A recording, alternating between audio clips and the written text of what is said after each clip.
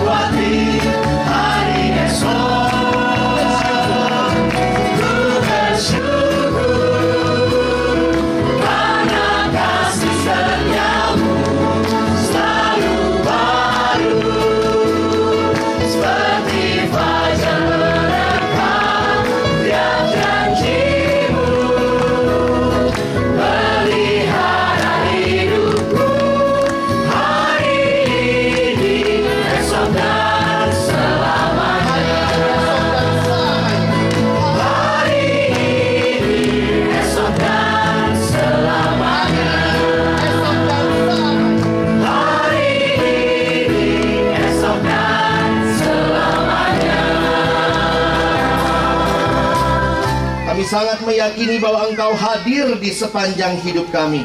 Seperti fajar yang merekah setiap hari, sepasti udara segar yang kami hirup, maka Engkau ada dan janjimu memelihara hidup kami hari ini, esok, dan selamanya. Terima kasih Tuhan. Sekali lagi Tuhan mengumpulkan kami bersama-sama mengikuti camp tahunan alumni di tempat ini. Semua ini hanya menyatakan syukur kami karena Engkau Allah yang luar biasa memelihara hidup kami. Terima kasih Tuhan. Dan kami mau menyampaikan ucapan syukur melalui pujian. Kami mau mendengarkan sharing. Kami mau mendengarkan firman-Mu. Kami sungguh berdoa, Tuhan Engkau yang kiranya memimpin ibadah kami. Di dalam nama Tuhan kami Yesus Kristus yang hadir di sini, kami menyerahkan ibadah kami. Amin. Syukur atas keluarga. Ini jadi camp keluarga, banyak yang bawa keluarga, penuh kasih yang mesra. Tapi bukan hanya keluarga secara darah, kita dikumpulkan oleh Allah, disatukan dalam Kristus. Syukur atas perhimpunan yang memberi sejahtera. Dan hari ini tema kita punya pengharapan yang teguh. Syukur atas pengharapan kini dan selamanya. Syukur padamu ya Allah atas segala rahmat-Mu. Syukur atas kecukupan dari kasih-Mu penuh. Syukur atas pekerjaan walau tubuh belum bau.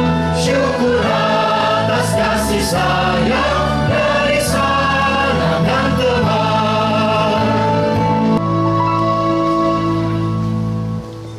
Earth and heaven worship you. Love eternal, faithful and true.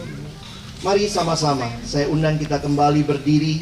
Kita menyembah Allah kita, King of Kings, Majesty. King of Kings, Majesty, God of heaven, living in me, gentle Savior, closest friend, strong believer in keeping and all within me falls at your throne. Your Majesty, I can but bow. I lay my all before you now. In royal robes I don't deserve. I live to serve your Majesty. Your Majesty, I can but bow. Your Majesty, I can but bow. I lay my all before you now. In royal robes I don't deserve. I live to serve your Majesty. I live to serve your Majesty. Your Majesty. We live to serve your Majesty.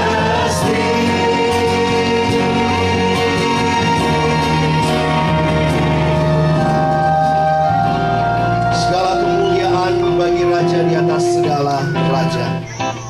Amin.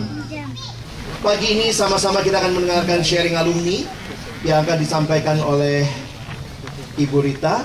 Kami persilahkan untuk sharing. Shalom semuanya.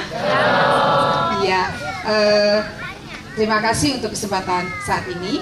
Dan sebelumnya suami saya tidak bisa hadir karena ada Perkantas Medan, ya. Ada harus memberitakan firman Tuhan di sana. Salam untuk semuanya juga ya. Oke. Kita sama-sama tahu, sudah pasti tahu dua hukum yang utama. Kita harus mengasihi Tuhan Allah kita, kan? Dan kita juga harus mengasihi sesama kita. Itulah yang membuat saya pada saat ini sharing untuk melihat kita melakukan apa yang Tuhan suruh. Dan pada saat itu juga kita sudah harus lihat bahwa salah satu di dalam setiap kesaksian hanya perbuatan-perbuatan besar Tuhan yang harus kita saksikan, bukan siritanya. Tapi lihatlah Tuhan yang bekerja di dalam siapapun yang bersaksi. Jadi pada saat ini lihatlah perbuatan-perbuatan besar Tuhan yang Tuhan sudah berikan dalam hidup kita. Nah, saya dengan lagu tadi kita sudah sama-sama diingatkan bahwa kita harus melayani Tuhan kita. Nah, salah satu kita mengasihi dan melayani Tuhan kita adalah melakukan apa yang sudah kita tahu. Saya bersyukur pada saat Tuhan memberikan kesempatan kepada saya khususnya pada saat saya diberikan anugerah keselamatan. Saya juga bersyukur pada saat setelah saya diselamatkan, saya diingatkan bahwa kalau Rita mencintai Tuhanmu, Rita, Tuhan Yesus, kamu harus menjadi pelaku-pelaku firman Tuhan. Kalau kamu hanya ngomong saja mengasihi Tuhan tapi tidak melakukan, kamu tidak mengasihi aku. Itulah yang membuat saya setiap mendengarkan bersyukur melalui pemeliharaan firman Tuhan, hubungan pribadi dengan Tuhan, itu selalu apa yang dipelajari, diingat dan kita lakukan. Sehingga itu yang membuat saya juga mensyukuri bagaimana pemeliharaan Tuhan terus memelihara hubungan pribadi dengan Tuhan setiap hari. Karena semakin saya kenal Tuhan, semakin saya tahu apa yang harus saya lakukan dalam hidup ini. Dan salah satu hubungan pribadi dengan Tuhan pada waktu itu saya semester 3. Tuhan bukakan bagaimana saat itu Hitler, dia tidak suka dengan gurunya yang orang Yahudi. Sehingga pada saat dia besar, dia menjadi pemimpin besar di Jerman, dia menjadi pemimpin yang paling kejam. Dia sampai mengumpulkan bangsa Yahudi untuk dikem konsentrasikan, untuk dimatikan. Jutaan orang meninggal hanya gara-gara dia tidak suka dengan orang Yahudi. Lalu pada saat itu saya berdialog dengan Tuhan. Tuhan, masih kecil, coba ada yang bilangnya sama Hitler, udahlah, itu kan guru kita, terima aja lah, ampunilah dia. Tapi saya berpikir mungkin nggak ada yang beritahu dia, makanya dia jadi terus berkembang dengan kekesalannya, dengan ketidaksukaannya, menyimpan dendam, nggak suka, sehingga pada saat jadi pemimpin yang kejam. Dia menggunakan kekuasaan wewenangnya untuk memuaskan apa yang di dalam hatinya, menghancurkan, mematikan bangsa Yahudi. Wow, Tuhan, anak kecil itu luar biasa. Yang punya anak tolong sekarang peluk anaknya. Kamu luar biasa di dalam Tuhan Yesus. Kamu berharga di dalam Tuhan Yesus. Ya, yang belum punya anak, yang belum ini, sebut dirinya masing-masing. Kita berharga dan kita berharga, dan kalau ada suami istri boleh kamu berharga dan istimewa di dalam Tuhan Yesus. Ya, jadi inilah membuat saya wow, kalau sejak kecil anak-anak ini dibawa mengenal Tuhan Yesus, maka pada saat nanti besar dia menjadi pemimpin yang takut akan Tuhan Yesus. Tuhan luar biasa, jika Tuhan berkenan berikan saya kesempatan. Pertama, menjadi guru sekolah minggu. Kedua, membuka TK, supaya sejak kecil anak-anak ini kenal Tuhan Yesus. Dia dibawa kepada Tuhan Yesus. Nah, jalannya waktu, saya selalu, sehingga hal ini terus, kan kita menjadi pelaku firman Tuhan, ya. Jadi terbiasa sejak kalau ada acara keluarga di apalagi kalau acara keluarga di orang Batak, itu bapak-bapak, ibu-ibu, anak-anak masa bodoh seperti kayak gembala domba yang tidak bergembala. Terima kasih. Itu ya Alex ya. Jadi ya, sehingga setiap ada acara keluarga dimanapun kita udah mendoakan acara itu, kami yang dari Jakarta kalau misalkan ke daerah itu, saya selalu siapkan cucu-cucunya ini siapa saja, kelas berapa, saya belikan dari sini buku-buku khusus untuk perkembangan dia sesuai ininya, atau buku Alkitab yang sesuai itu, atau buku gambar, buku ini. Dan setiap acara saya langsung bilang kepada situ, maaf saya tidak ikut ibu-ibu ya, saya akan mendidik anak, saya mau bergabung dengan anak-anak. Sehingga setiap hari pada saat acara keluarga, kebaktian Padang terus, sekolah minggu selalu. Jadi anak-anaknya kalau hilang, cari aja tuh si Rita di mana, dia anak-anak di situ, gitu ya. Nah jadi itu selalu karena saya terus dibukakan oleh Tuhan visi panggilan bawa anak-anak sejak kecil. Saya nggak bisa, biarpun bukan anak saya, bukan kalau dianya lari-lari ingusan, sini nak ini, walaupun maknya nggak apa, pokoknya saya hanya mau lakukan ini untuk Tuhan. Bukan ada orang tuanya, nak ini ya tisunya ya, nggak ada orang, masa bodoh bukan anak gue, mama enggak gitu ya. Nah jadi hal inilah yang membuat saya selalu, Tuhan tolong memang di dalam perjalanan hidup, akhirnya tidak selalu saya langsung diterjunkan kepada anak kecil. Saya sempat juga bekerja, bukan di dalam mengajar, tapi tempat juga mengajarnya juga. Pertama Tuhan kasih kesempatan SMP, lalu mahasiswa, lalu SMA, dan yang terakhir di SD dan TK. Dan bagaimana akhirnya bisa saat ini Tuhan mempercayakan bimbingan PAUD saat ini, PAUD Remna, dan juga luar biasa cara Tuhan dari PAUD Remna sekarang ini Tuhan sudah membukakan, memberikan kesempatan bimbingan belajar Remna dari SD dan SMP. Kembali lagi, pada saat kita bekerja, hanya satu yang kita harus ingat, ini salah satu pemeliharaan Tuhan dalam hidup kita melalui salah satunya perusahaan ini. Jadi kalau tidak melalui situ, tidak bekerja pun tetap harus ingat Tuhan memelihara hidup kita, tetap memelihara hidup kita. Jadi saat itu saya juga tetap bersyukur. Saat sehat saya melayani Tuhan. Saat sakit, waktu itu saya ada kanker rahim, saya tetap melayani Tuhan. Dan saya melihat bagaimana cara kerja Tuhan yang begitu besar. Ternyata sakit-sakit yang mengganggu saya untuk pelayanan lebih lanjut, Tuhan habiskan. Banyak sekali operasi saya. Tapi puji Tuhan, sembuh. Dan membuat saya bisa seperti sekarang gini ya. Karena Tuhan membuktikan. Ya, Tuhan membuktikan. Melayanilah. Kalau kamu selalu firman Tuhan, sekiranya kamu memperhatikan perintah-perintahku. Jadi saat saya juga melihat bagaimana pemeliharaan hidup Tuhan, saya saat itu akhirnya dari perusahaan saya waktu itu kerja di sekolah formal, diharapkan saya untuk memanage kesehatan saya, sehingga saya tidak lagi mengajar di sekolah formal itu. Tapi pada saat saya mengajar di sekolah formal itu, saya tetap melayani. Jadi saya berharap kita semua jangan hanya terpaku di pekerjaan tapi tidak melayani. Jangan bilang, kan gue udah melayani. Ya benar, tapi kamu kan dapat uang dari situ.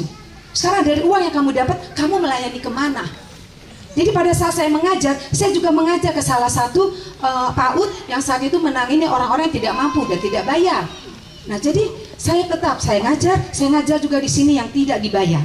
Nah akhirnya berjalannya waktu, lihatlah bagaimana perbuatan-perbuatan besar Tuhan dinyatakan saat ini. Sekali lagi, lihat perbuatan-perbuatan besar Tuhan. Lihatlah bagaimana kasih dan pertolongan Tuhan yang luar biasa dari apa yang saya sharingkan. Sehingga membuat kita bersyukur, sehingga tidak ada alasan untuk kita tidak bersyukur. Karena banyak sekali perbuatan-perbuatan besar yang Tuhan sudah berikan kepada kita dan sudah kita nikmati yang harus kita sharingkan. Kita sudah mendapat kasih Tuhan dalam hidup kita. Kita bagikan dengan segala potensi, dengan segala kasih karunia, dengan segala talenta, dengan segala apa yang ada dalam diri kita. Jangan hanya diam saja. Saat ini keluar dari KTA 11 ini, mulai bekerja, bergerak, mengaplikasikan. Bukan hanya tahu ya udah nggak ada aplikasi. Tidak seperti itu. Harus ada aplikasinya. Sehingga dimanapun kita berada, kehadiranku sebagai wakil Kristus yang bersaksi dan aku yang melayani itu terlihat. Karena Tuhan bilang, engkau sudah aku kasih di dalam Yohanes 13 ayat 34 kan Tuhan mengatakan, aku memberikan perintah baru kepada kamu, yaitu supaya kamu saling mengasihi. Sama seperti aku telah mengasihi kamu, demikian pula kamu harus saling mengasihi. Dengan demikian, semua orang akan tahu bahwa kamu adalah murid-muridku, yaitu jikalau kamu saling mengasihi. Ayo, saling mengasihi dengan segala apa yang ada di dalam diri kita. Jangan hanya puas diri, masa bodoh dengan yang lain. Dan jangan hanya terkungkung dengan keluargaku. Luar lain juga itu manusia yang harus kita layani. Nah, jadi dengan itulah membuat saya pada waktu saya juga selalu punya kerinduan. Apa yang saya dapat, saya mau bagi sebanyak-banyaknya kepada siapapun. Supaya mereka tambah maju, berpotensi. Nah, salah satunya waktu saya, ini ada ininya, SDH, Sekolah Dian Harapan. Apapun yang saya dapat dari situ waktu itu, saya punya kerinduan. Saya mau bagikan kepada anak-anak yang sejak kecil tidak mampu, tidak bisa, untuk TK aja tidak bisa, untuk apa aja tidak bisa. Jadi itu Tuhan kasih kesempatan. Sehingga pada saat ini sebenarnya PAUD yang kami ini kan, bagaimana memulai pelayanan PAUD di sini, itu sama sekali tidak pernah saya bermaksud untuk mendirikan PAUD. Tapi setelah saya tidak mengajar lagi di sekolah formal, saya berdoa kepada Tuhan, apa yang Tuhan kehendaki untuk saya lakukan. Lalu Tuhan bilang, beritakan Injil. Kepada siapa Tuhan inginkan untuk saya beritakan Injil? Kepada anak-anak kecil. Diingatkan yang tadi waktu saya dengan Hitler itu. Oh ya, terima kasih Tuhan. Tuhan ingatkan, saya harus membawa anak kecil kenal Tuhan. Oke, baik Tuhan. Tuhan ingatkan lagi, itu ada PAUD yang kamu ini. Oke. Tapi ternyata PAUD yang waktu itu saya tangani, singkat cerita, tidak ada lagi yang mensupport dananya.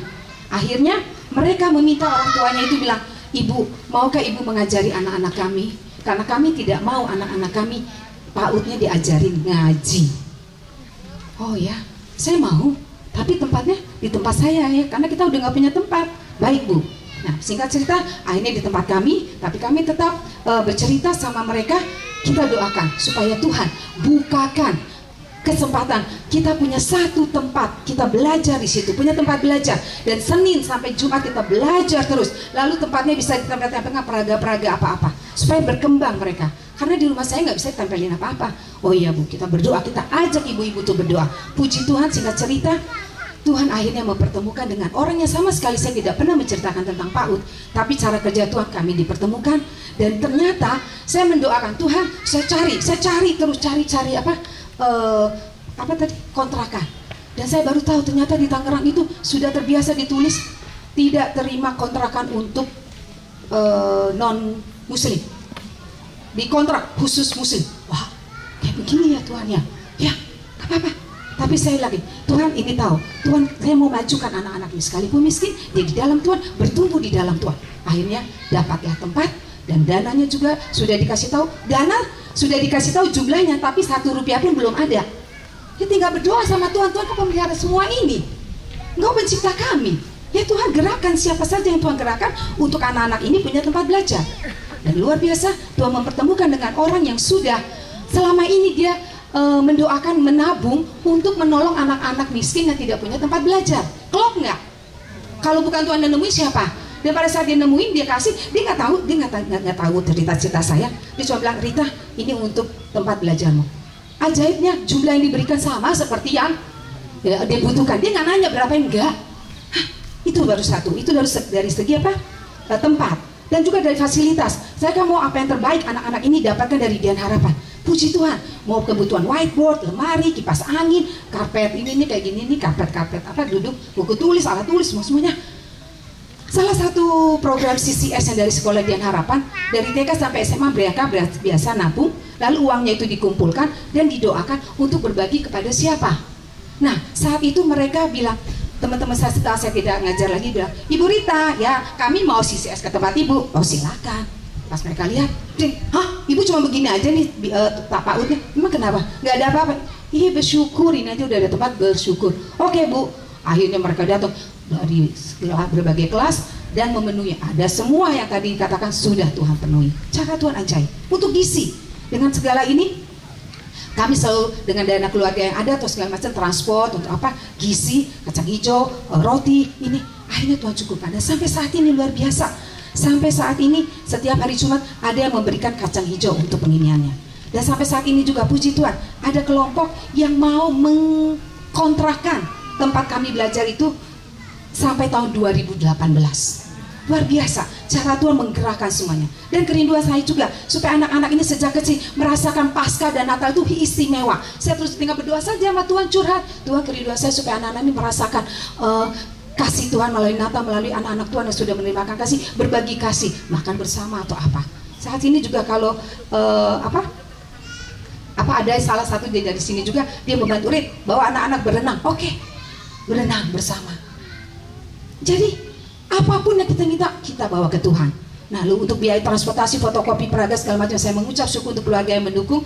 Suami saya dengan dana keluarga semua diberikan untuk ini PAUD. Anak saya di sini ada saat Esra, saya mengucap syukur dengan dia sangat selalu mengantar jemput saya untuk ke PAUD. Dan juga kalau waktu itu tidak ada dia menyapu itu PAUD.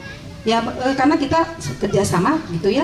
Dan anak saya Muti juga sangat membantu. Untuk di situ ada anak salah satunya Down syndrome. Bagaimana saya berhadapan dengan orang tuanya sudah mau bunuh diri karena dia tidak sanggup menerima anaknya Down syndrome segala macam. Muti menasihati saya, memberikan pasukan dan saya bagikan kepada ibu itu. Dan ibu itu akhirnya Tuhan kuatkan dan sekarang mensyukuri Tuhan punya perkara besar di dalam anak ini. Nah jadi banyak sekali. Salah satunya juga waktu itu ada yang mau menginikan tidak boleh lagi PAUD di situ. Saya tinggal bilang, Bapak, kita di Indonesia dibilang harus mencerdaskan kehidupan bangsa. Namanya kehidupan bangsa Indonesia bisa ada Islam, Kristen, Buddha, Hindu. Berarti siapapun boleh belajar. Kenapa? Saya belajar di sini di Hambar. Kenapa yang lain-lain bisa dan ini tidak? Ya puji Tuhan, kuasa Tuhan membuat akhirnya tidak lagi ditutup dan sampai sekarang masih pemeliharaan Tuhan bisa berjalan PAUD ini. Dan juga akhirnya dari situ juga banyak hal yang saya mau bagikan di sini. Tuhan menggerakkan para alumni-alumni juga yang walaupun tidak terus-menerus mendukung. Dan juga ada di sini saya mau bagikan kenapa hanya sedikit PAUD Kristen. Sementara saya membantu juga PAUD yang non-Kristen. Di dalam PAUD non-Kristen itu banyak ibu-ibu rumah tangga yang mau belajar. Mungkin pendidikannya lebih tinggi dari kita semua yang ada di sini. Dia ada tamatan SMP, SMA, tapi mau belajar dan tidak digaji. Makanya di mana-mana ada banyak PAUD non-Kristen. Kenapa PAUD Kristen sedikit? Ya mungkin saat ini melalui apa yang saya sharingkan, saya menggerakkan kita semua. Ayo, jangan pernah takut dengan aku nggak bisa apa-apa. Jangan, bersyukur dulu, pikirkan banyak sekali kesempatan yang Tuhan sudah kasih. Pikirkan banyak hal yang sudah Tuhan berikan. Aku akan berikan lagi kepada sesamaku yang Tuhan sudah siapkan, baik di sekelilingku maupun yang lain. Jadi bagi yang belum ada pelayanan, belum ada panggilan, kalau ada juga panggilan di dunia pendidikan anak, pelayanan ini adalah pelayanan yang sangat penting dan berharga untuk dilakukan. Atau kita bisa menjadi orang tua asuh, kakak asuh, adik asuh, supaya keluarga ini dididik secara kerohanian. Karena banyak perubahan yang dialami oleh keluarga ini, yang tadinya mereka bentak-bentak mamanya, ngomong jorok, Tuhan ubahkan. Yang tadinya mereka tidak berdoa, Tuhan ubahkan. Tuhan mengubahkan, Tuhan yang mengubahkan. Yang penting kita harus konsisten. Tiap hari, walaupun capek, datang. Walaupun gak digaji, mereka tidak punya uang, tapi sumber kita adalah, pemelihara kita adalah siapa? Tuhan. Ingat itu. Nah, dan juga mengucap syukur. Salah satunya, akhirnya di bawah PAUD ini akhirnya ada di bawah naungan Profesional Sinergi Indonesia. Itu adalah banyakkan orang-orang perkantas yang ada di Tangerang, yang salah satunya mendidikan juga baik di medis maupun juga salah satunya yang tempat pembelajaran saya. Tapi dia juga melayani di desa-desa yang ini untuk mengajarkan. Ayo, banyak alumni di sini berkarya. Jangan hanya masuk, diam. Berkarya. Nyatakan kasih Tuhan yang ada di dalam hati kita. Saya percaya semakin banyak PAUD Kristen, semakin banyak jiwa-jiwa yang dimenangkan, semakin banyak jiwa-jiwa yang diselamatkan. Segala pujian, hormat dan syukur kita bisa lihat dari tadinya bimbel. Pernah waktu itu kemarin siapa ya? Saya sempat telepon, dibilang, Rit, kok kamu nggak telepon lama-lama, udah PAUD-nya dia tutup ya? Puji Tuhan, bukannya tutup, malah menjadi bimbingan belajar sore dari SD sampai SMA, sampai SMP setiap hari. Lihatlah karya besar Tuhan. Selamat berkarya, jangan berdiam diri dan jangan cukup puas hanya tahu dan tidak melakukan apa-apa. Berarti kita tidak mengasihi Tuhan kita. Kasihi Tuhan kita dengan berkarya dimanapun dengan segala yang ada Tuhan berikan kepada kita. Segala kemuliaan, pujian, hormat dan syukur kita kembalikan kepada kuasa Tuhan. Amin. Siapa yang mau berkarya setelah ini? Puji Tuhan. Siapa yang mau berkarya dengan apa yang ada? Keponakan yang kita PI-kan, tetangga yang nggak bisa amal matematika atau apa-apa, ajarkan mulai dari 1 atau 2 orang. Paling tidak anak sendiri dulu. Jangan merasa, aduh ini anak beban gue sampai pulang ini. Jangan. Kasih yang terbaik untuk anak kita. Angkat tangan, artinya janji sama Tuhan, mengasihi Tuhan dengan lakukan firman Tuhan dengan berkarya bagi kemuliaan Tuhan. Amin. Mari di bawah matahari pagi yang sejuk ini kita siapkan hati mendengarkan firman Tuhan. Ibrani 10 ayat 23. Marilah kita teguh berpegang pada pengakuan tentang pengharapan kita, sebab Ia yang menjanjikannya setia. Kunantikan janji Allah digenapi di dalamku. Kunantikan janji Allah. Kunantikan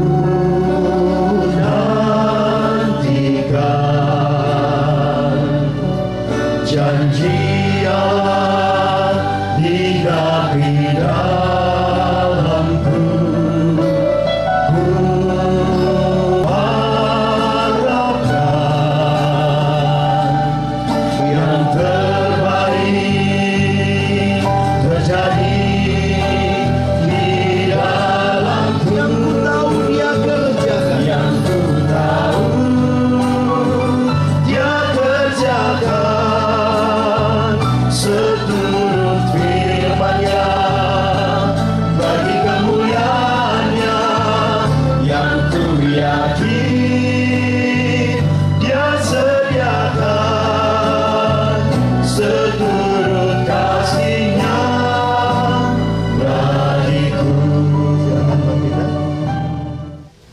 Bapak, kami bersyukur di siang hari ini di tengah-tengah suasana dan cuaca yang cerah, kami boleh duduk diam belajar akan firman Tuhan.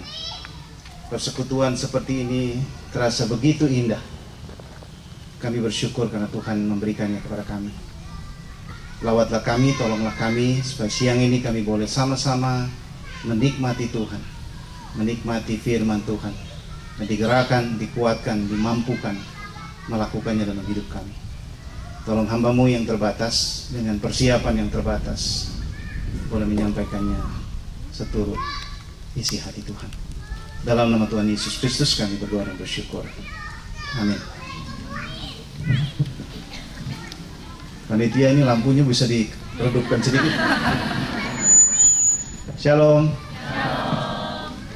Kalau yang tahu saya dari Manado, teman-teman tahu cara menyapa saya. Kalau di Manado, kalau dibilang shalom, jawabannya damai di hati. Lalu saya akan bilang lagi damai di hati, lalu dijawab shalom. Kita coba ya, biar saya merasa suasananya agak sedikit Manado. Shalom. Damai di hati. Damai di hati. Shalom. Puji Tuhan. Kalian memang orang-orang yang taat. Setiap kali saya diberi kesempatan pelayanan seperti ini, apalagi di Perkantas, ada suatu kegentaran tersendiri. Kegentaran yang benar dan kegentaran yang nggak benar juga ada. Mungkin ada kegentaran secara khusus karena ini di Perkantas. Di Perkantas itu banyak nabi.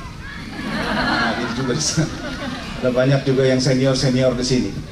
Jadi saya merasa ini satu kebahagiaan tersendiri, satu kebanggaan, satu kehormatan dari Tuhan bisa melayani, dan di tengah-tengah keterbatasan saya berdoa supaya Tuhan menolong, memberkati. Saya selalu ingat Kak Lina tuh pernah bicara begini, kalau kita menyampaikan firman Tuhan di tengah-tengah kelemahan kita, hanya karena anugerah Tuhan lah jemaat itu bisa diberkati. Bukan karena khotbahnya bagus, bukan karena orangnya, tapi karena anugerah Tuhan kita diberkati. Dan itu yang jadi doa saya, supaya Tuhan memberkati kita semua di sini lewat pembahasan firman Tuhan yang akan disampaikan. Saya diberi perikop dari Ibrani pasal yang ke-10. Mari kita membuka Alkitab kita. Ibrani pasal yang ke-10, kita akan membaca ayat yang ke-19 sampai yang ke-39. Saya akan membacakannya. Kita menyimak. Ketekunan.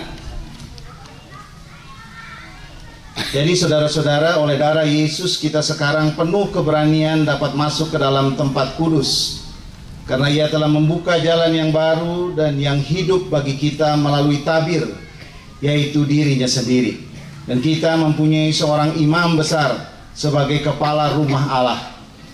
Karena itu marilah kita menghadap Allah dengan hati yang tulus ikhlas dan keyakinan iman yang teguh.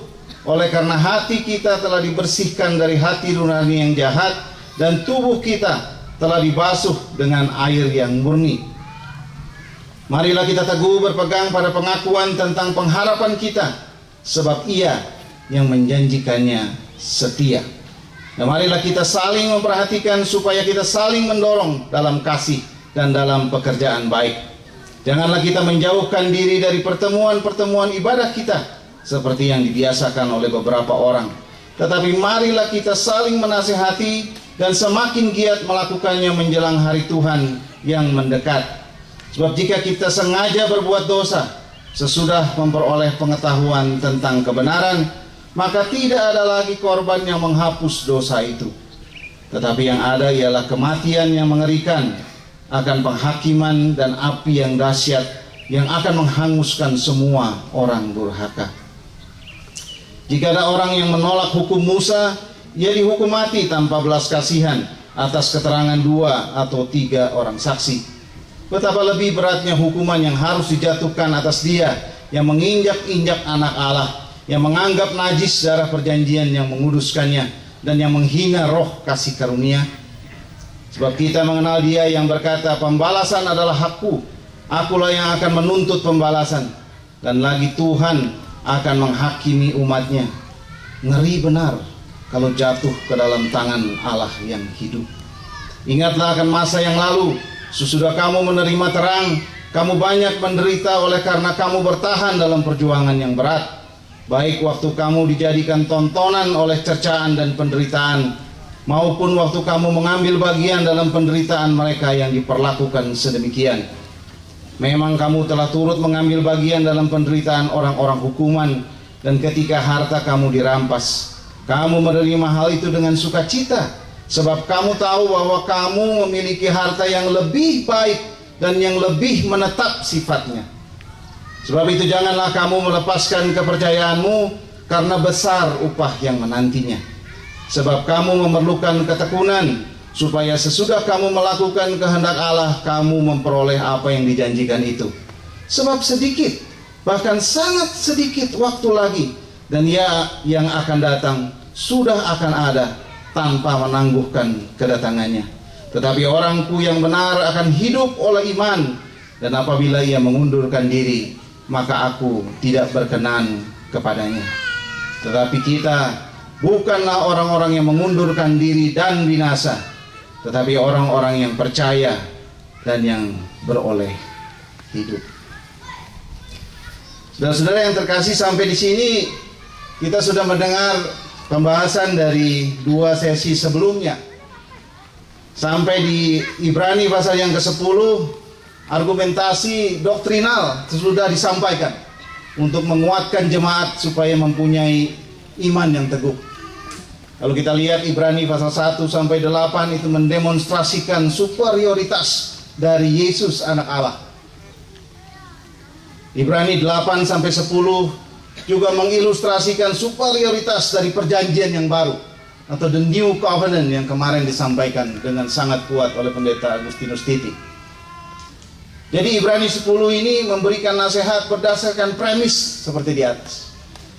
Kenapa ini saya sampaikan? Karena kalau kita membaca bagian ini, Ibrani pasal yang ke-10, ketika dia hanya mengatakan oleh darah Yesus kita sekarang penuh keberanian dapat masuk ke dalam tempat kudus, kita tidak akan sampai kepada satu titik untuk memahami bagian ini dengan sempurna tanpa memahami bahwa kata-kata ini. Oleh karena itu di ayat 19 dimulai dengan kata jadi, itu sangat kuat mengingatkan kepada kita bahwa Yesus adalah anak Allah dan bagaimana kedudukannya.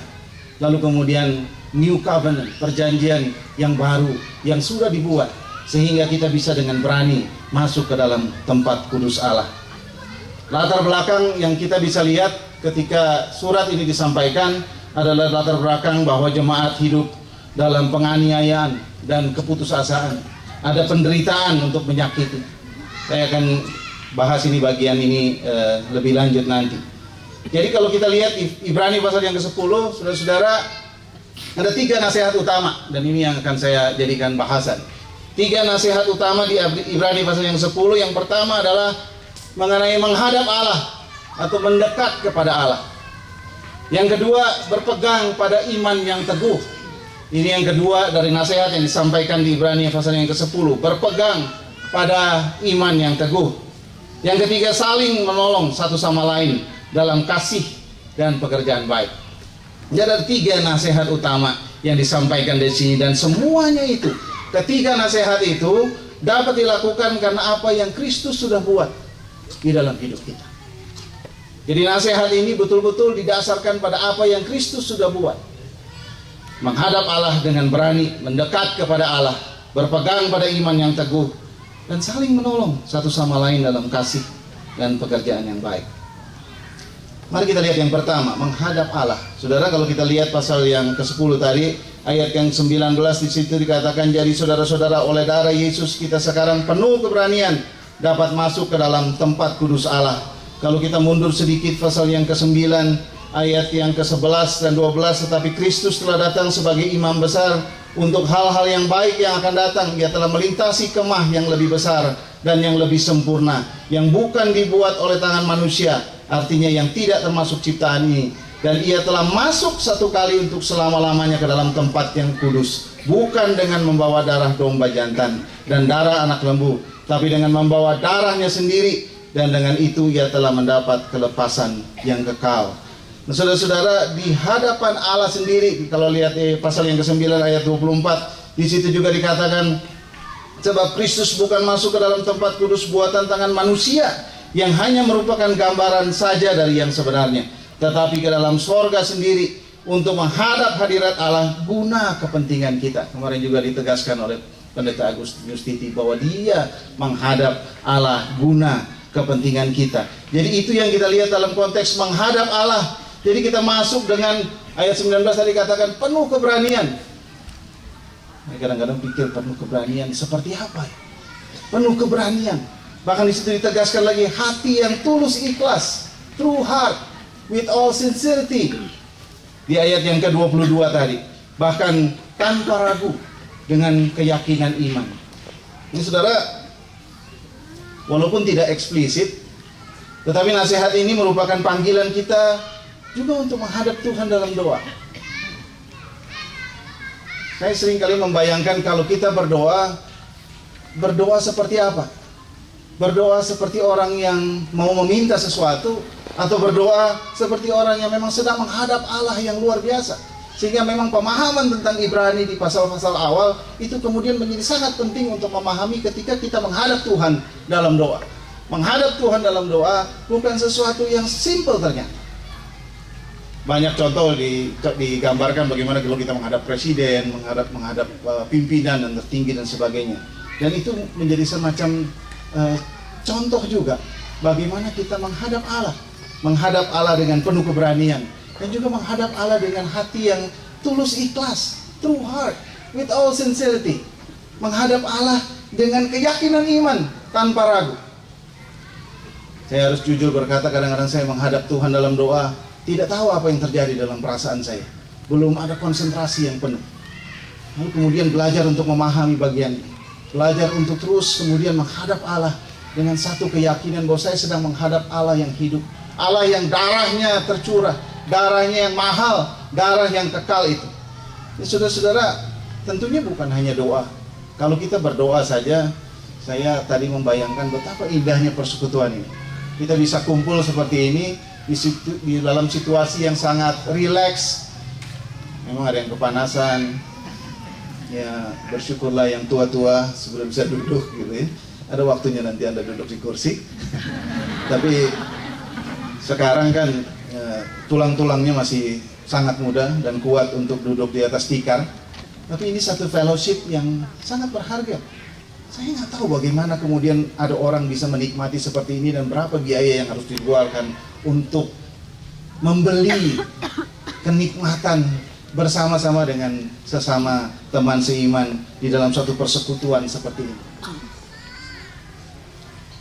Apalagi mungkin masih ada yang, dan mungkin sebagian besar kita masih punya KTB gitu ya, masih punya fellowship, punya kesempatan untuk ketemu dengan satu dengan yang lain, supaya kita bisa saling berdoa, saling mendukung. Ini indah sekali. Saya juga kadang-kadang kalau ketemu dengan sesama teman seiman rasanya nggak mau pulang-pulang, nggak mau bubar-bubar. Jadi sebelum mulai, pertanyaan dari Pak Querido dan Bang Segala adalah, apakah setelah ini masih ada sambungannya? Ada. Kita rasanya tidak mau cepat-cepat pulang. Kita rasanya tidak mau cepat-cepat selesai. Kita mau terus menikmati masa-masa seperti ini. Tapi biarlah ini menjadi satu masa ketika kita berdoa, kita menghadap Tuhan, dikuatkan untuk melakukan hal-hal yang besar yang Tuhan ingin kita kerjakan di dalam hidup kita. Tentu ketika kita menghadap Tuhan dengan keberanian seperti ini, kita bukan menghadap Tuhan dengan keberanian tanpa dasar.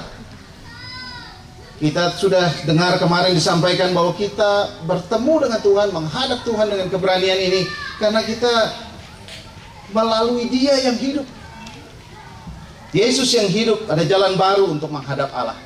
Dan kemudian menjadi mungkin, saya senang sekali pembahasan mengenai darah Kristus yang begitu mahal dan kekal yang kita sudah dengar kemarin. Menjadi mungkin karena darah Kristus yang mahal dan kekal. Saudara membayangkan, merenungkan bagian ini, saya coba memikirkan bagaimana aplikasinya. Saya sangat sayang dan sangat sedih kalau memikirkan banyak alumni, dan ini didengar juga oleh teman-teman dan adik-adik yang masih muda-muda. Banyak alumni ketika mereka sudah jatuh dalam dosa, mereka bahkan tidak berani menghadap Tuhan. Dan mereka kemudian bahkan meninggalkan Tuhan. Mereka tidak datang lagi ke persekutuan, mereka berhenti berdoa. Mereka berhenti baca firman Tuhan. Saya punya kawan di Manado yang suatu kali ketika ibunya meninggal, ibu yang sangat dia kasihi meninggal, lalu kemudian dia sangat terpukul dan sangat kecewa. Dan jeleknya orang Manado, kalau dia lagi susah, dia bukan lari ke Tuhan, tapi dia lari ke minuman keras. Ada minuman keras yang terkenal, namanya cap tikus. Cap tikus ini, kalau Anda tahu alkohol, lebih tinggi dari vodka dan Johnny Walker.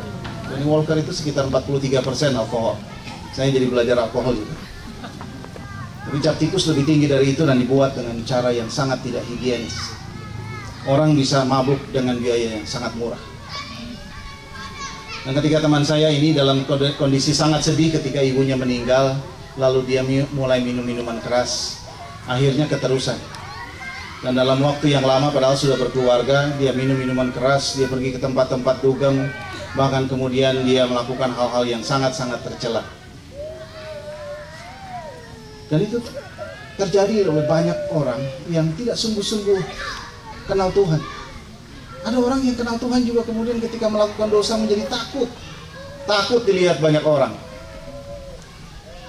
Seorang junior saya berkata di Fakultas Hukum waktu itu, "Bang, kalau abang bikin dosa, kami semua juga akan hancur." Itu paling tidak statement dari junior gitu ya, yang kemudian melihat saya sebagai orang-orang yang senior, yang tanda kutip rohani. Saya juga berpikir kalau saya diundang seperti ini lalu berani berdiri seperti ini menyampaikan firman Tuhan, saya tentunya tidak bisa menyampaikan firman Tuhan seperti Bang Sagala atau Pak Agustinus Titi yang punya latar belakang teologi ya. Tapi ketika saya berdiri sini, saya sebenarnya meresikokan diri tinggi sekali. Karena saya seperti mau mengatakan saya baca firman Tuhan. Saya mau seperti mengatakan saya berdoa. Saya orang Kristen yang baik. Tapi ketika orang nanti melihat sesuatu yang jelek dan kemudian dosa yang saya lakukan, maka saya juga ikut-ikutan membawa orang hancur. Jadi saudara, ketika memikirkan ini, saya pikir kita harus banyak berdoa buat banyak orang yang berani berdiri seperti ini, supaya jangan kemudian jadi batu sandungan. Saudara, doa adalah satu momentum. Saya percaya setiap doa adalah suatu momentum, satu awal dari segala sesuatu. Kalau kita tidak berdoa, kita tidak akan pernah bisa membuat sesuatu yang besar. Di Sulawesi Utara, kami banyak diskusi dengan banyak masalah. Mohon maaf kalau saya banyak kasih contoh tentang Manado dan Sulawesi Utara, karena hati saya lagi sana. Jadi kalau kita bicara Sulawesi Utara, ada banyak masalah. Ada banyak narkoba. Tadi Mas Rudi bicara soal narkoba. Narkoba Sulawesi Utara tertinggi keempat di Indonesia. Sayangnya nomor 1 Jakarta. Narkoba tertinggi, praktek-praktek seksualitas luar biasa, perceraian tinggi sekali dengan penduduk yang hanya 2,8 juta. 1 tahun kemarin kita mencatat perceraian sampai 350-an orang, 350-an pasang. Dan baru setengah tahun sudah sekitar setengah dari itu. Perceraian begitu tinggi sekali. Banyak masalah-masalah yang lain termasuk mabuk-mabukan. Dan yang paling mencengangkan, saya mohon maaf kalau saya cerita berkali-kali bagian ini, adalah di sana mayoritasnya Kristen. Di sana mayoritasnya adalah orang-orang yang kenal Tuhan, dan di sana gereja ada di setiap tikungan.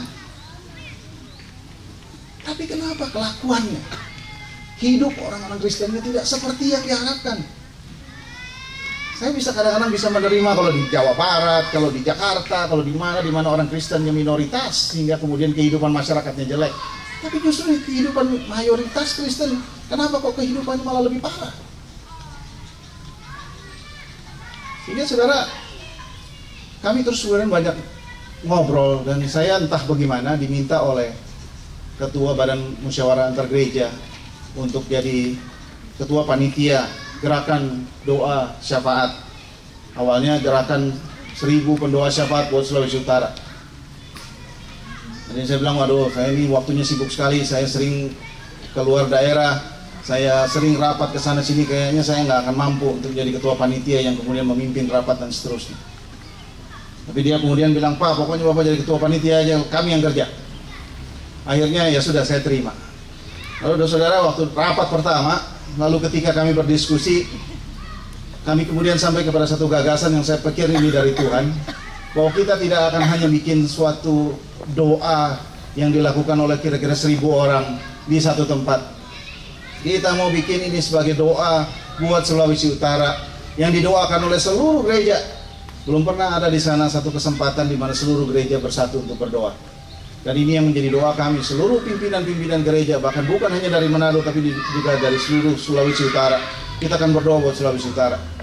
Lalu kemudian saya juga mengajak teman-teman dari Jakarta untuk ikut berdoa. Bahkan kemudian seluruh Indonesia akan berdoa buat Sulawesi Utara. Bahkan saya bilang dengan medsos sekarang ini kita bisa mengundang seluruh dunia untuk berdoa buat Sulawesi Utara.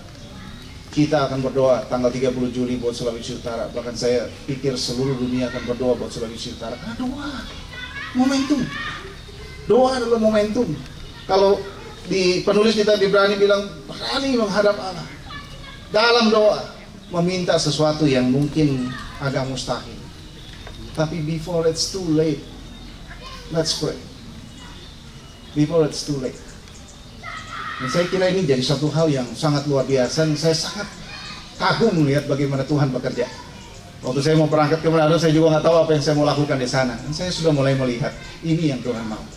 Pelan-pelan Tuhan bukakan sedikit demi sedikit.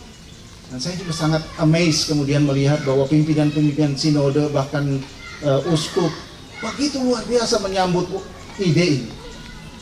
Seluruh pimpinan gereja bahkan gubernur, wakil gubernur, mereka semua sudah sepakat bahwa hari ini kita akan berdoa. Saya mau sekalian sharing untuk minta dukungan dari teman-teman semua berdoa buat Sulawesi Utara. Satu daerah yang sekarang mayoritas Kristen, yang paling besar secara persentase mungkin di Sulawesi Utara. Dan saya juga mau nantang di sana semua, pendeta-pendeta pun saya tantang untuk kemudian berdoa buat Sulawesi Utara, karena dari Sulawesi Utara kita berkati Indonesia. Ini bukan soal mau gagah-gagahan, tapi saya pikir kita harus punya dream yang besar. Dream yang besar. Ada hal lain, saudara. Kalau kita lihat tadi latar belakang Ibrani adalah latar belakang penderitaan. Latar belakangnya penderitaan. Kita tahu jemaat mula-mula penderitaannya seperti apa. Dianiaya, dikejar-kejar, dibunuh, dipukuli, dan seterusnya. Resiko menjadi pengikut-pengikut Kristus adalah aniaya dan penderitaan. Kalau dipikir-pikir sekarang sudah tidak ada lagi aniaya dan penderitaan seperti itu. Paling tidak di Indonesia. Tapi kemudian saya berpikir satu hal. Mohon maaf kalau mungkin ini agak sedikit agak tidak konteksnya dalam konteks penderitaan seperti ini. Tapi saya pikir sekarang ini bukan penderitaan yang kemudian membuat orang mundur dari Tuhan. Kalau penderitaan fisik bahkan membuat orang makin dekat pada Tuhan. Makin dihambat, makin merambat. Makin ditekan, makin maju. Tapi saudara, ada hal lain yang kemudian bisa membuat orang mundur dari Tuhan tanpa harus penderitaan. Sehingga yang saya pikir sebenarnya adalah kenyamanan. Sekarang saya bekerja di Bank Indonesia, yang belum tahu, saya Kepala Bank Indonesia di Sulawesi Utara. Sebagai Kepala Bank Indonesia, saya punya banyak sekali kesempatan untuk men-share, presentasikan tentang perekonomian di Sulawesi Utara. Lalu saya bilang kepada mereka, dan bahkan kita sudah menggagas, ini enaknya kalau jadi kepala. Kita mau bikin apa saja, ya orang turut saja. Jadi kalau Anda, kemarin saya sarankan kepada teman-teman di Kementerian Keuangan, kalau Anda sudah mau jadi pimpinan, pergilah ke daerah. Mendingan jadi ikan kecil, tapi di kolam kecil. Yang lain ikannya lebih kecil. Daripada kita jadi ikan besar, tapi di kolam yang lain ikannya lebih besar. Di daerah saya bisa menggagas banyak hal dan membuat banyak hal. Dan saya pikir ini sesuatu yang saya kira ingin dilakukan. Dan saya mau mengatakan kepada mereka, perekonomian Sulawesi Utara akan berkembang sangat pesat. Dengan gubernur yang sekarang, perekonomian akan pesat berkembang. Akan banyak orang yang hartanya akan makin banyak. Ada banyak orang yang daya belinya makin banyak. Ada orang yang secara ekonomi uangnya lebih sejahtera. Tapi saya bilang begini sama mereka. Coba lihat pengalaman negara-negara. Amerika ketika tahun 60 ekonominya maju sampai 80 ketika perekonomian Amerika pesat naik. Moralitasnya hancur. Jadi saya bilang kepada mereka, pertumbuhan ekonomi yang tinggi berlawanan dengan moralitas. Saya sampaikan juga kepada ketua-ketua sinode gereja di sana, tugas pendeta makin berat ketika ekonomi makin baik. Saya tadi juga bilang, kalau di Jakarta ada Ahok yang membuat Jakarta akan jadi lebih baik, mungkin jadi lebih sejahtera, pekerjaan jadi lebih banyak, MRT, kereta, segala macam sudah jadi lebih baik. Jangan lupa bahwa perekonomian yang makin baik membuat moralitas sebenarnya makin turun, sehingga tugas gereja, dan dalam konteks ini tugas perkantas, menjadi semakin berat. Kalau kita nggak sadar bagian ini, sekarang Sulawesi Utara lagi gagas-gagas banyak pariwisata, Bunaken lah, segala macam pantai. Tapi saya ingatkan mereka, mohon maaf kalau teman-teman yang dari Bali. Apakah Sulawesi Utara mau kayak Bali? Bali banyak turis masuk, duitnya banyak, tapi praktek gigolo juga paling banyak di sana. Seks bebas ada di sana, narkoba nomor 1. Banyak orang datang ke Bali bukan karena pantainya, tapi karena narkobanya. Dan itu yang terjadi di daerah-daerah yang ekonominya makin bagus. Saudara, saya hanya mau mengatakan begini, ini kebetulan banyak alumni-alumni yang muda-muda. Kalau kita sekarang berada di tempat ini, saya bersyukur pada Tuhan, karena teman-teman adalah orang-orang yang memilih melakukan apa yang benar. Tapi don't forget, ketika uangmu makin banyak, godaanmu akan makin besar. Ketika kau makin senior, makin banyak uangmu, makin tinggi jabatanmu, makin banyak hartamu, makin banyak juga appointment yang lain. Pilihan untuk datang ke sini kemudian menjadi pilihan yang sulit. Sehingga waktu dengar ternyata ini adalah KTA ke-11 dengan peserta terbanyak, wah, saya sangat bersyukur. Saya sangat bersyukur. Saudara perlu lihat-lihat orang yang senior di sini, yang tua-tua yang rambutnya sudah putih-putih. Jangan lihat saya karena saya dicat rambutnya. Tapi kalau mereka yang rambutnya putih-putih masih datang di sini dan mencari Tuhan dalam persekutuan, saudara harus punya imajinasi dan punya dream seperti itu. Karena saya sangat-sangat berdoa dan sangat khawatir dengan ini. Khawatir kalau orang-orang sudah punya uang. Itu pula sebabnya Tuhan Yesus berkata sulit buat orang beruang masuk kerajaan surga. Karena uang, makasih.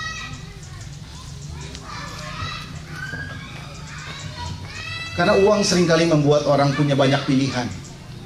Dan pilihan untuk datang ke persekutuan, pilihan untuk punya waktu berdoa, pilihan untuk membaca Alkitab sungguh-sungguh, pilihan untuk membaca buku-buku, menjadi pilihan-pilihan yang sulit. Itu mungkin sebabnya juga bikin Alkitab, LAI baru saja bikin Alkitab, ini Alkitab edisi finansial. Ini bukan lagi ini promosi. Ini bagus juga, Alkitab ini sih sama, isinya sama. Cuman segala ayat yang terkait dengan ekonomi, dengan uang, dengan finansial dia kasih highlight. Bahkan ada 40 hari renungan yang terkait dengan finansial. Very important dengan uang.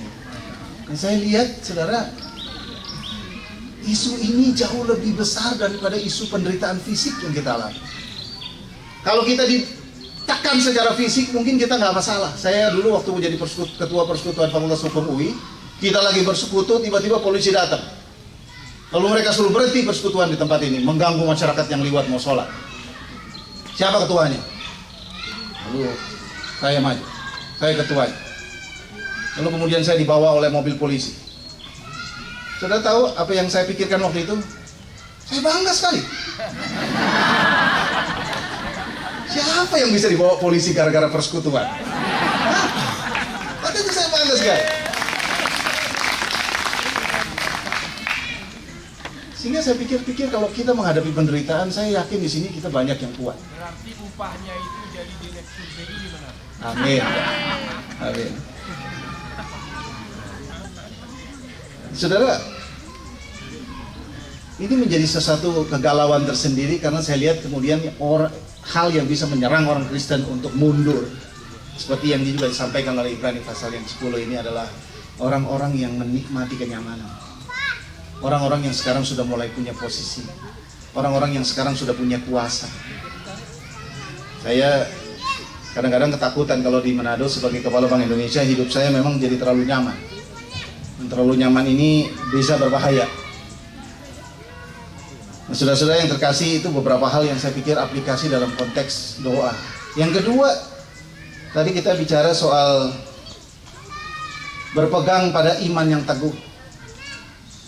Nah, kita bisa berpegang pada iman yang teguh karena di pasal yang ke-7 ayat 19 katakan dalam Kristus kita memiliki pengharapan yang lebih baik. Pengharapan yang lebih baik. Dan di ayat yang ke-23 yang menjadi tema sentral kita, kita bisa berpegang pada iman yang teguh karena Ia yang menjanjikannya setia. Kalau membayangkan bagian ini ya, Ia yang menjanjikannya setia. Kalau kita berdoa kepada Tuhan, kita percaya bahwa Ia yang menjanjikannya setia. Tapi saudara, mungkin sama dengan kita. Terlalu banyak kita dengar ayat-ayat seperti ini. Tapi ketika kita menghadapi tantangan, ketika kita menghadapi masalah, bahkan ketika kita menghadapi isu yang sangat simpel saja seperti mencari pekerjaan dan kita belum dapat, kita seperti tidak percaya sama Tuhan. Bahkan mungkin yang belum punya pacar lalu berdoa terus nggak dapat pacar, kemudian kita seperti meragukan, Tuhan ini ngerti apa nggak soal kebutuhan saya. Sangat kemudian disayangkan ketika kita menghayati, menikmati firman yang begitu luar biasa, berpegang teguh karena Ia yang menjanjikannya setia, kita tidak bisa menikmati bagian itu. Saya mau mengajak kita kemudian menikmati pengalaman-pengalaman seperti ini. Karena ini bukan ayat-ayat yang mati, bukan ayat-ayat yang semua enak dikhotbahkan, bukan cuma ayat-ayat yang enak didengar, tapi ayat-ayat yang nikmat sekali untuk dialami oleh kita semua, bahwa Ia yang menjanjikannya setia. Di pasal 13 ayat 5 dikatakan Allah tidak akan mengecewakan kita, Allah tidak akan membiarkan kita. Oh, luar biasa bagian ini. Allah tidak akan mengecewakan, Allah tidak akan membiarkan kita. Kalau yang lagi kepanasan, lagi berdoa kapan matahari ini segera redup gitu. Nah, saudara, dalam konteks berpegang pada iman yang teguh ini, saya mau katakan satu hal, saudara-saudara, hari-hari ini adalah hari-hari yang jahat. Hari-hari ini adalah hari-hari yang luar biasa jahat. Karena di sini banyak anak muda, saya mau mengatakan banyak orang-orang muda meninggalkan Tuhan. Kalau sekarang banyak gereja-gereja besar, bahkan gereja-gereja di Korea, itu yang dulu jemaatnya naik, sekarang jemaatnya agak turun, dan yang turun itu lebih banyak anak muda. Penelitian dari Barna mengatakan 48% sampai 50% mahasiswa tingkat 2 meninggalkan gereja di Amerika. Saya tercengang sekali melihat itu, bahwa sekarang banyak pemuda meninggalkan gereja. Ini penelitiannya Barna. Saya nggak tahu di sana seperti apa.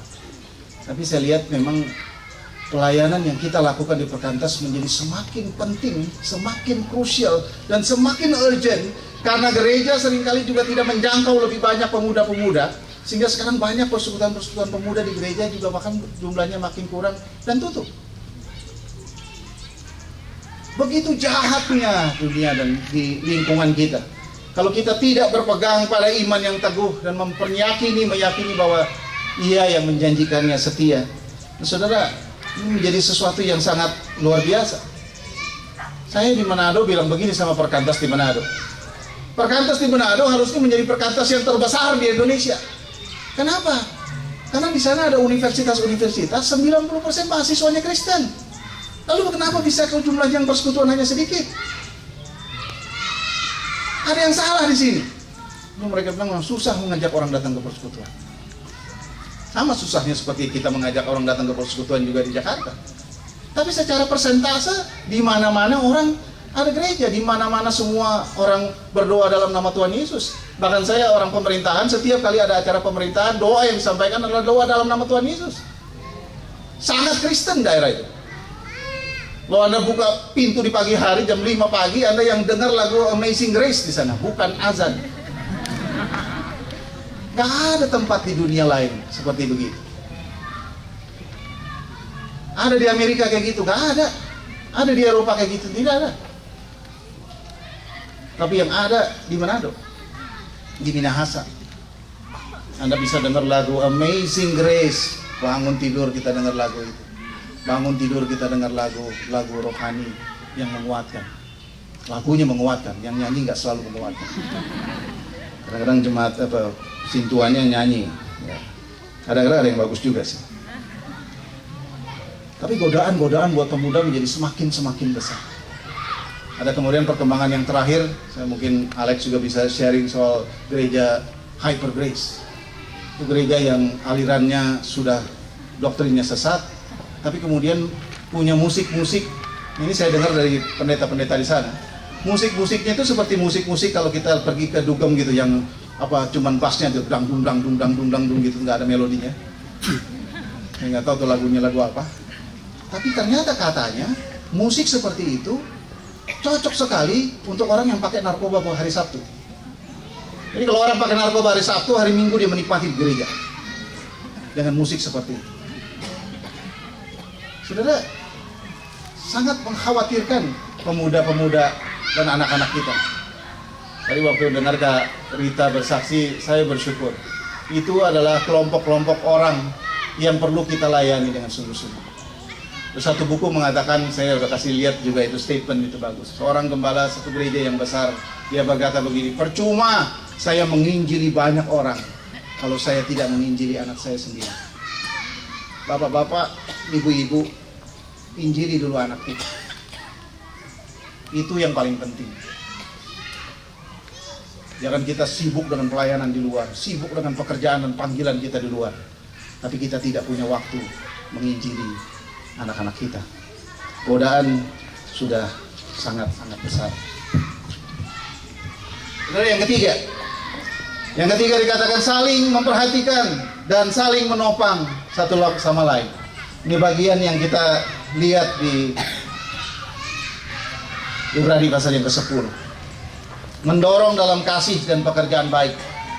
Mendorong dalam kasih dan pekerjaan baik. Dalam ibadah, saling menasihati, saling membantu. Oh, itu menjadi hal yang sangat luar biasa. Kemarin Pak hari kesaksian, banyak teman-teman yang datang menghibur. Saya cuma melihat senyum Pak Hari ketika dia menunjukkan foto-foto teman-teman yang mengunjunginya. Luar biasa, sangat menguatkan, sangat menginspirasi. Saudara, lebih baik saudara pergi mengunjungi orang-orang yang sakit atau mengunjungi orang-orang yang berduka daripada pergi ke rumah-rumah makan, rumah-rumah pesta. Ada satu statement dari Dietrich Bonhoeffer yang saya sangat suka bagian ini. Statement ini bilang begini, nothing can be more cruel than the leniency which abandons others to their sin. Gak ada yang lebih jahat daripada membiarkan orang lain di dalam dosanya. Nothing can be more compassionate than the severe reprimand which calls another Christian in one's community back from the path of sin. Tidak ada yang lebih punya belas kasihan daripada kemudian membawa orang kembali dari jalan dosanya kepada komunitas yang mencintai firman Tuhan. Saudara-saudara, saling menopang, saling memperhatikan menjadi sangat penting ketika kita melihat ada rekan-rekan kita yang butuh perhatian, butuh pertolongan. Tapi di sini ada kalimat yang sangat menggoda saya dan sangat menggugah hati saya. Nothing cannot be more cruel, katanya, daripada membiarkan orang-orang yang tetap berada di dalam dosa. Kalau ada orang berdosa, apalagi dia teman-teman kita, apalagi dia saudara-saudara kita, menjadi tugas dan tanggung jawab kita untuk memerhatikan, menopang benar. Karena kita tahu kalau orang meninggalkan Tuhan, ayat 31 di situ dikatakan ngeri benar kalau jatuh ke tangan Allah yang hidup.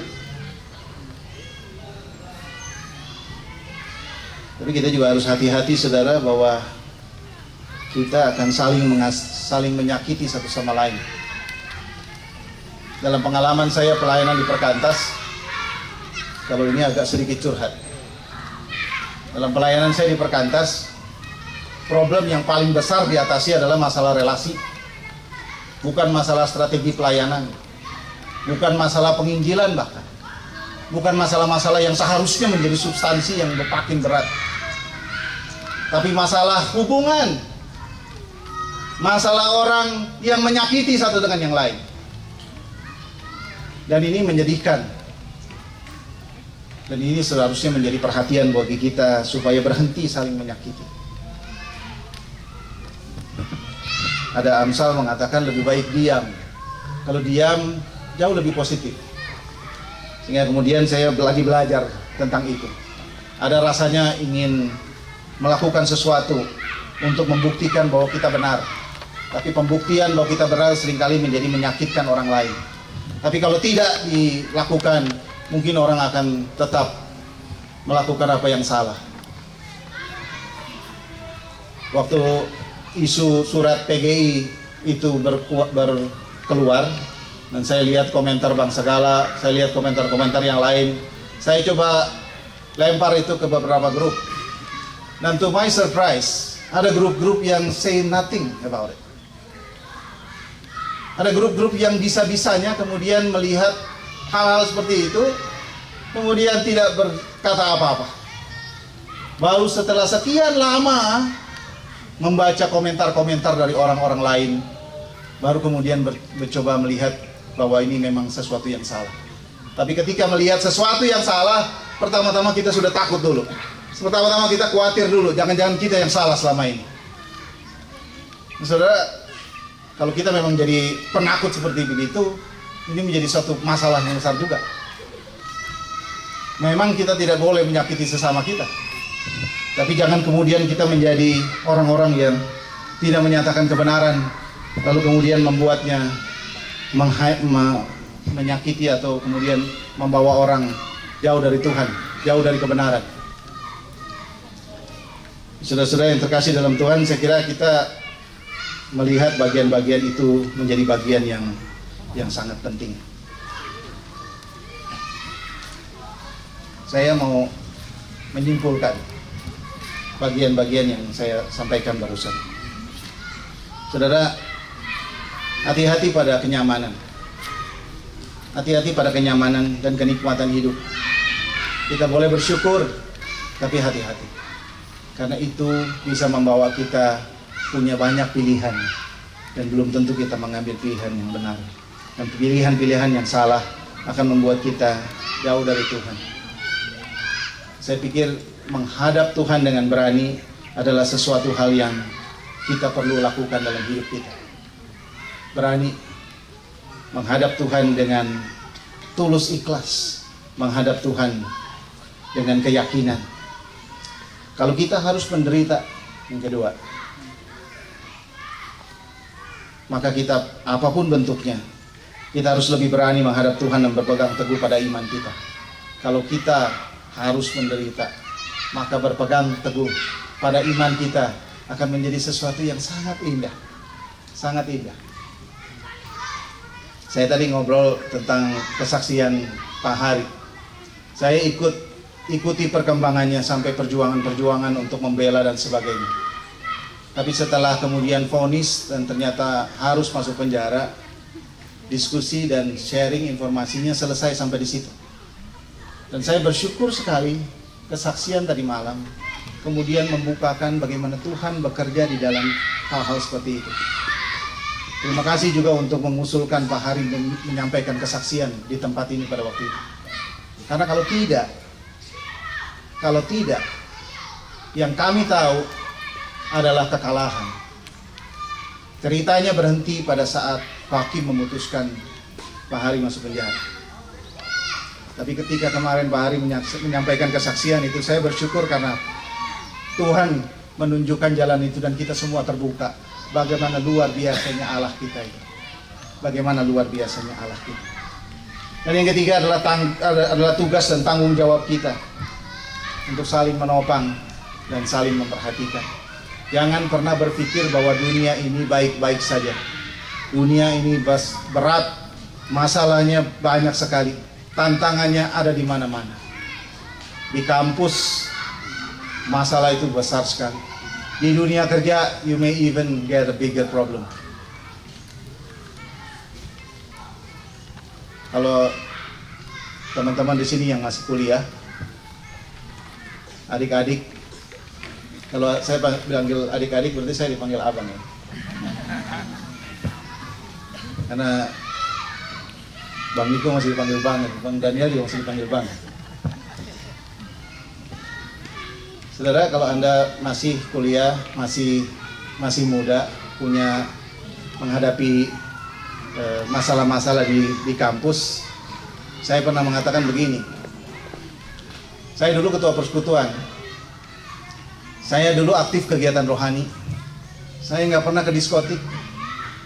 Saya nggak pernah pergi ke dugem.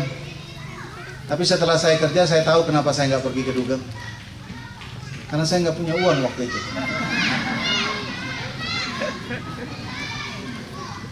Jadi gampang sekali ketika kita mahasiswa, anak-anak saya jajannya juga pas-pasan. Jadi mereka tidak akan punya luxury untuk pergi ke tempat-tempat seperti itu. Tapi ketika Anda nanti mulai bekerja dan punya uang, be careful. Be careful, karena godaannya akan sangat-sangat besar. Godaan paling gampang adalah ketika memahami ini. Kalau Anda kerja, lalu dapat gaji 1 juta, Anda tabung 200.000. Ini misalnya saja. Kalau Anda punya gaji 1 juta, Anda tabung 200.000. Kalau kemudian besok gajinya naik jadi 2 juta, berapa tabungannya? Berapa? 400. Salah dong, harusnya tabungannya 1.200.000.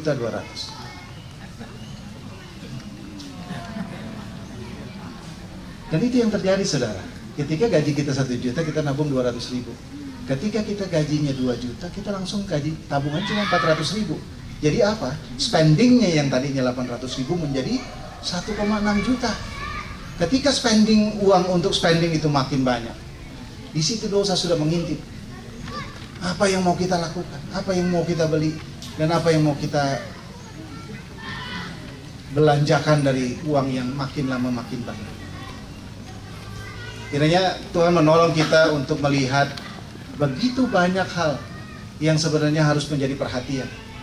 Dan ketika Ibrani dengan latar belakang kekuasaan Allah, Yesus Kristus yang adalah imam besar itu, dengan latar belakang New Covenant, sehingga kita bisa berani masuk menghadap tahta Allah, maka latar belakang itu akan meyakinkan kita dan memungkinkan kita untuk melakukan dan berjuang untuk melakukan yang benar. Saya nggak tahu sampai kapan saya akan di Manado. Tapi kadang saya berpikir, Tuhan, kalau sampai 30 Juli acara itu berlangsung dan itu jadi momentum yang besar untuk kebangunan rohani di Sulawesi Utara, saya sudah siap untuk next assignment. Tapi kalau Tuhan mau panggil saya melakukan sesuatu lagi di sana, luar biasa. Saya kadang-kadang sekarang lagi agak gentar, karena ketika mensosialisasikan tentang Hari Doa Sulut, saya bicara dengan banyak pendeta. Saya juga nggak ngerti. Kadang-kadang pendeta-pendeta juga bicaranya sangat teknikal. Isu narkoba ya dibicarakan narkoba, isu seks, isu minuman keras, isu etos kerja dan segala macam dibicarakan secara spasial seperti itu. Lalu saya coba mengatakan begini. Saya kira permasalahan-permasalahan itu tidak bisa kita selesaikan tanpa orang berjumpa dengan Kristus. Lalu saya ingat waktu itu saya baru pelayanan di Perkantas. Masih ingat dulu tentang Tuhan Yesus yang menampakkan diri di Danau Galilea. Lalu ayat itu saya ceritakan. Saya waktu itu nekat karena saya seperti berkhotbah di hadapan para pendeta-pendeta di Sulawesi Utara. Lalu saya mengatakan, kalau Tuhan Yesus waktu itu tidak datang ke Danau Galilea, tahu kan ceritanya ya? Ketika kemudian setelah kebangkitan, setelah Yesus mati, lalu kemudian murid-murid Petrus waktu itu juga kembali ke danau menangkap ikan. Jadi seperti mereka kembali ke profesi mereka semula sebelum ketemu Kristus. Lalu kemudian Tuhan Yesus menampakkan diri di tepi Danau Galilea. Lalu kemudian terjadilah interaksi dengan mereka. Dan saat itu saudara, Petrus kembali mengenal Kristus dan hidupnya berubah total sejak dia berjumpa dengan Kristus di tepi Danau Galilea. Lalu saya coba ceritakan, kalau pada waktu itu Tuhan Yesus tidak menampakkan diri dan tidak terjadi perjumpaan dengan Petrus, saya kira dunia ceritanya juga sudah berbeda. Petrus belum tentu menjadi orang seperti yang dia alami setelah itu. Sehingga saya pikir kalau yang mau dilakukan dalam konteks Manado, kalau orang-orang ini mau berhenti berbuat dosa, mereka harus berjumpa dengan Kristus. Dan itu kemudian menjadi pergumulan terus-menerus. Dan kita mulai dengan doa supaya penginjilan terjadi di Manado, penginjilan terjadi di Indonesia Timur, dan penginjilan terjadi di seluruh Indonesia, bahkan seluruh dunia. Nah saudara, kita mulai dengan berdoa. Ibrani pasal ke-10 kemudian mengajak kita berani menghadap Allah dalam doa. Mari kita berdoa buat banyak hal buat Indonesia, di mana kita ada di dalamnya, buat di tempat kerja kita, di tengah-tengah keluarga kita, dimanapun kita berada, supaya doa tetap menjadi sesuatu yang utama dalam hidup kita, dan kita bisa lakukan itu karena Yesus Kristus sudah menjadi tabir membuka jalan bagi kita menghadap Allah yang Maha Tinggi. Mari kita berdoa.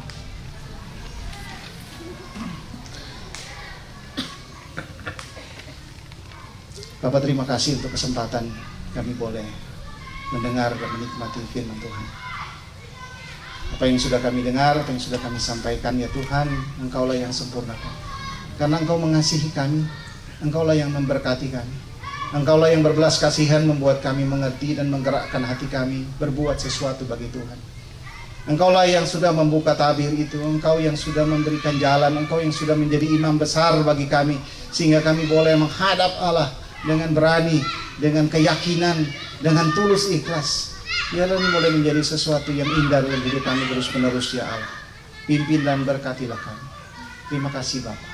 Dalam nama Tuhan Yesus kami berdoa. Amin. Meresponi firman Tuhan, mari berdiri. Sama-sama kita menyerahkan hidup kita kepada Allah yang setia. Dan dialah yang akan menolong saudara dan saya untuk terus hidup setia di tengah dunia yang hancur ini. Faithful one, so unchanging.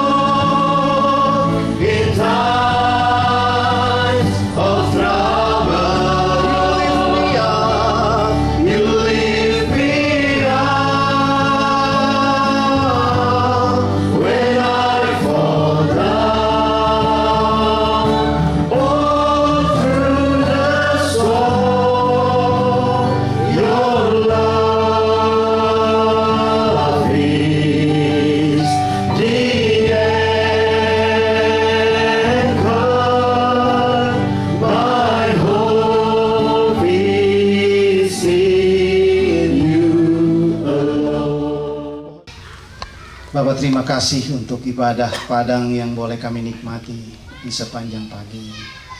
Terima kasih karena Engkau mengasihi kami dan Engkau memungkinkan kami boleh menikmati ibadah dari awal, pertengahan, hingga akhirnya. Firman Tuhan boleh sudah kami dengar dan lagu tadi yang boleh kami nyanyikan. You are my rock in times of trouble. Biarlah kami makin meyakini Tuhan bahwa Engkaulah segala-galanya yang kami butuhkan. Di dalam Engkaulah kami boleh membawa seluruh permasalahan hidup kami. Bahkan tidak ada yang mustahil bagi Tuhan. Kami bisa menghadap tahta hadirat Tuhan dengan berani, dengan keyakinan, dan dengan tulus ikhlas. Terima kasih ya Tuhan. Kami mau mengakhiri ibadah pagi ini, melanjutkan acara-acara selanjutnya. Kiranya Tuhan memberkati dan menolong kami. Dalam nama Tuhan Yesus kami berdoa dan bersyukur. Amin. Tadi Bang Peter bilang kita harus saling mendoakan ya. Dari dulu saya suka berdoa untuk alumni supaya ada contoh buat adik-adik yang setia. Dan saya bersyukur salah satu yang secara sadar melihat itu Bang Peter. Tadi dikatakannya tadi itu, kalau saya gagal maka akan banyak yang menangis. Jadi kita doakan. Barusan saya peluk Bang Peter, saya bilang begini, kalau kau khotbah jangan pernah nolak lagi. Dimanapun diundang, bagus banget. Khotbah itu yang bagus apa? Setelah dibaca Alkitab, introduksinya jelas, di mana posisi teks. Habis itu penggaliannya jelas. Habis itu aplikasinya jelas dan disampaikan dari hidup yang benar. Dan saya berkata sama Bang Peter, kau tadi bilang di Manado banyak gereja, banyak pengkhotbah. Problemnya mungkin adalah pengkhotbahnya tidak bagus, hidupnya juga tidak bagus. Nah teman-teman, apa yang mau saya katakan sekarang? Saya rindu berdoa supaya dari antara teman-teman muncul juga pengkhotbah yang diberkati Tuhan. We need more preachers today. Serius saya. Kenapa saya berani melawan secara terbuka, surat terbuka? Nanti kalau kalian baca jawabannya Pak Gomar, ada kalimat emosional dan kebencian. Mudah-mudahan itu tidak diarahkan ke saya. Saya tidak ada benci sama dia, teman baikku dia. Cuma saya memang benci masa pemimpin begitu penggembalannya. Makanya ada orang tua di Carolina, kalau baca di satu respon ke saya, K.E. Elisnar, dia bilang begini, ngalam lumlam ati amang, artinya apa? Udah kacau balau.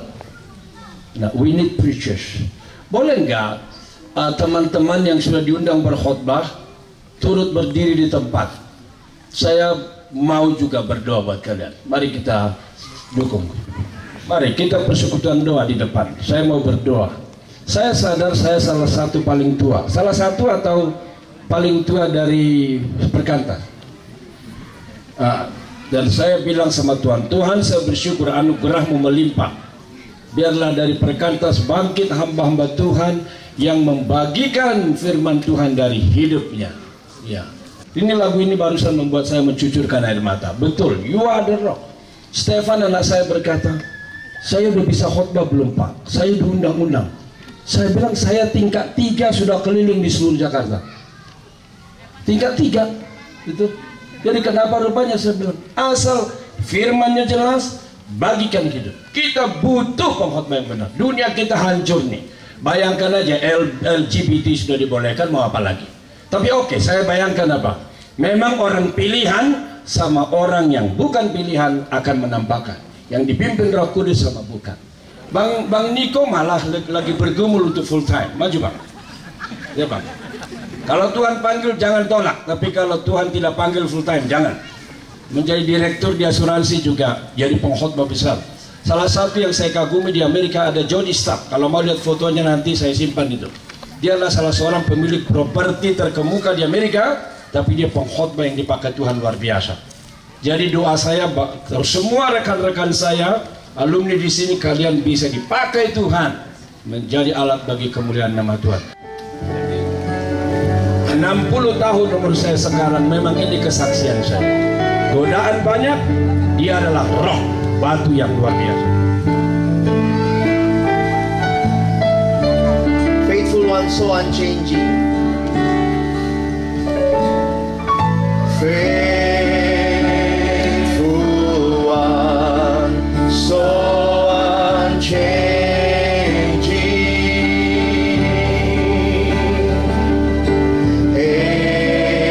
ageless one, you're my rock of peace, Lord of all, I depend on you.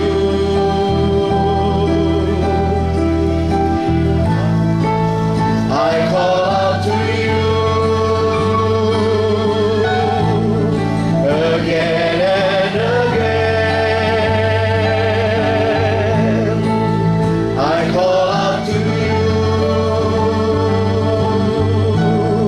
again and again. You are my rock in times of trouble. You are my rock in times of trouble. You lift me up when I fall down. All through the storm, your love is the anchor. My hope is in you. Baik, saya harap teman-teman memiliki keseriusan seperti saya. Mari kita berdiri, mari kita berpegangan tangan. Saya berkali-kali mengatakan di perkantas, Bersyukur untuk banyak gereja yang bagus, tapi makin banyak gereja tidak jelas. Perkantas mesti mengisi kekosongan itu. Mari kita saling berpegangan tangan, saling berdoa. Kalau tadi dikatakan Bang Peter, ada sedikit masalah di Perkantas, yaitu relasi. Kita doakan juga. Itu juga pekerjaan setan yang membuat kita tidak bisa kuat. Kita doakan, kita berseru dalam hati kita supaya Perkantas lepas terbang tinggi. Kita bersyukur tadi malam saya setuju Pak Agustinus mengatakan di dunia IFES, Gerakan Mahasiswa Dunia, Perkantas salah satu yang luar biasa diberkati Tuhan. Saya sudah khotbahkan ini di hadapan Pak Jonathan Parapat waktu ulang tahun saya ke-60 di John Calvin di Millennium. Selain Amerika, Perkantas adalah salah satu gerakan terbesar di dunia. Mari kita dengan pegangan tangan satu dengan yang lain, perkenankan saya sebagai hambanya mendoakan kita semua supaya kita diikat dengan rantai surgawi. Tidak ada yang terlepas. Tadi malam saya berdoa, jika ada yang berdosa, biarlah rahmat anugerah Allah membasuh kita semua. Jika ada yang terbelenggu, biarlah kuasa Allah yang telah menang di kayu salib mematahkan semua itu, dan kita hanya menikmati seruan firman Tuhan pada pagi ini supaya kita menghadap Dia yang sudah membuka surga bagi kita, supaya kita pegang teguh kepada karya Dia yang sempurna, dan akhirnya selama kita hidup di dunia sebelum kembali kepadanya, kita hidup dalam kasih.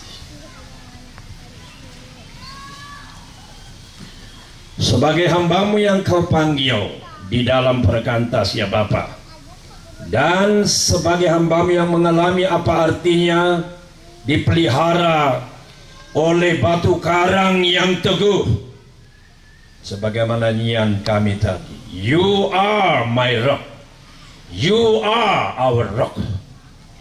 Bersama Kau Tuhan Yesus, di hadapan setan, hamba-Mu katakan, tidak ada yang perlu kami takutkan. Malam ini kami akan melihat pahlawan-pahlawan iman. Ibrani 11. Tidak ada satu masalah, tantangan, aniaya sebesar apapun yang sanggup menghancurkan iman mereka yang sudah terpatri kuat dengan darah Yesus. Yesus yang sudah menang. Engkau yang menyerukan di kayu salib, tetelestai, selesailah. Biarlah karya-Mu yang selesai terus dinikmati dari tahun ke tahun oleh Perkantas, siswa, mahasiswa, dan alumni. Tuhan, terima kasih. Baru saja hamba-Mu terus terpesona, bersyukur mendengarkan pelayanan, khotbah, sharing hidup dari orang yang Kau menangkan, Kau baharui, dan Kau tumbuh kembangkan di Perkantas, yaitu hamba-Mu Peter Yakub. Terima kasih Tuhan. Kami juga mau berdoa untuk Peter Yakub. Engkau sudah mempercayakan dia di negara ini sebagai Direktur BI di Manado. Bahkan lebih lagi, Tuhan percayakan satu peristiwa besar tanggal 30 Juli untuk doa syafaat. Sesungguhnya Tuhan, tidak ada satu kegiatan yang paling istimewa dalam hidup kami, paling murni dalam hidup kami, yang bisa kami lakukan selain daripada datang kepadamu dengan hati yang tulus. Dan ketika itu terjadi, tidak ada yang perkara yang mustahil lagi Tuhan. Sulawesi Utara, seluruh Sulawesi, bahkan seluruh Indonesia diberkati melaluinya. Karena itu kami mohon, persiapkan semua, berkati semua, dan urapi hamba-Mu ini sebagai ketua dalam doa syafaat bagi Sulawesi Utara. Kami serahkan juga dalam pekerjaannya seperti dikatakan tadi. What's next? We leave it to you, Lord. You are the Almighty God. Kami tahu Tuhan, tidak ada langkah-langkah-Mu yang salah. Biarlah hamba-Mu Peter, abang kami ini, adik kami ini, saudara kami ini, boleh menggenapi rancangan-Mu tahun demi tahun bagi Republik Indonesia yang sakit ini. Kami sudah melihat pembaharuan besar melalui hamba-Mu yang terkasih Ahok. Sekaligus kami doakan dia sekarang, pegang terus dia.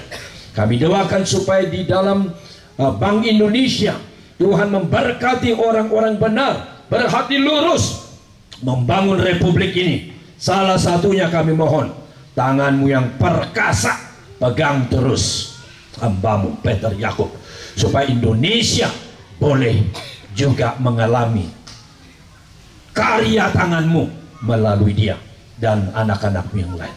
Demikian juga keluarga, kami serahkan padamu untuk Dewi sebagai penopang, teman hidup.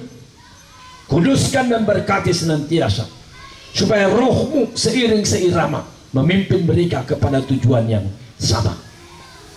Putuskan segala belenggu dosa, goda-godaan yang bisa melemahkan pelayanan mereka.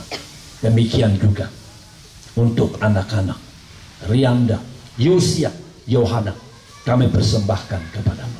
Berkati mereka. Terima kasih juga, selain Pater, engkau juga memanggil alumni-alumni yang berdiri di hadapan umatmu ini untuk membagikan firman Tuhan. Tuhan, kami mau melihat betul Yesus di Indonesia melalui perkantas sudah menang. Kami tidak melihat Kristus yang gagal dalam hidup remaja, Kristus yang gagal dalam hidup pemuda, Kristus yang gagal dalam hidup alumni dan di seluruh Jakarta dan Indonesia. Di dalam dan melalui perkantas kami berseru, kami lebih dari 3 orang Tuhan. Biarlah Kristus yang menang, Tuhan pemenang, menyatakan kemenangannya. Dan banyak di antara umat, orang-orang, siswa-siswa, mahasiswa-mahasiswa, alumni sungguh-sungguh menikmati kemenangan Kristus. Oleh karena kami sudah mengalami dan menghadirkan itu. Firman-Mu mengatakan, terang bercahaya di dalam kegelapan, maka kegelapan tidak pernah mengalahkan itu. Di mana ada terang-Mu, di sana kegelapan disingkirkan. Itulah hamba doamu. Hambamu berdoa satu demi satu. Kami semua berdoa untuk semua alumni ini yang sudah Tuhan pakai, kuduskan, berkati semua panah api, jerat-jerat si iblis di dalam dan demi nama Yesus. Kami mohon, patahkan Tuhan Yesus. Biarlah Tuhan bungkus dengan kuasa-Mu yang sempurna dari sorga. Kemanapun pergi, kemanapun melangkah, urapan-Mu nyata. Bagi yang bergumul untuk full time, kami doakan, bila itu panggilan-Mu, teguhkan. Karena kami tahu tidak ada panggilan terindah, termulia di dalam hidup selain daripada melayani Tuhan, Raja segala raja. Martin Lloyd Jones, seorang dokter kerajaan yang sangat terhormat, ketika meninggalkan itu menjadi hamba Tuhan, dia menyaksikan, setelah saya meninggalkan semuanya itu dan menjadi hamba Tuhan, bukan aku menyesal. I left nothing, I gained everything. Kami berdoa, itulah yang terjadi. Bila suatu ketika ada di antara kami dari posisi yang tinggi, kekayaan yang banyak seperti apa, kami boleh berkata, I left nothing, I sacrificed nothing, but I gain everything. Tuhan, Engkau Tuhan kami, Engkau junjungan kami, Engkau termulia bagi kami. Kami mau tunjukkan ke dunia ini, ke seluruh sekitar kami, apapun yang Kau perintahkan, kami akan melangkah. You are my rock, you are my salvation, our rock, our salvation, our destination. Bless us, Father, for your throne, wonderful throne. Terima kasih Bapa. Kami serahkan selanjutnya acara kami ini.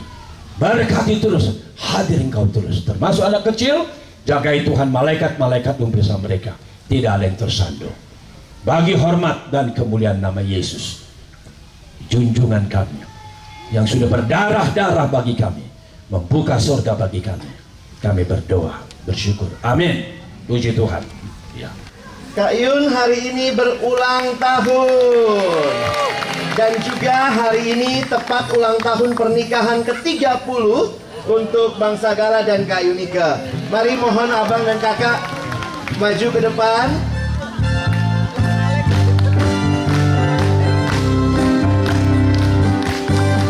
Selamat ulang.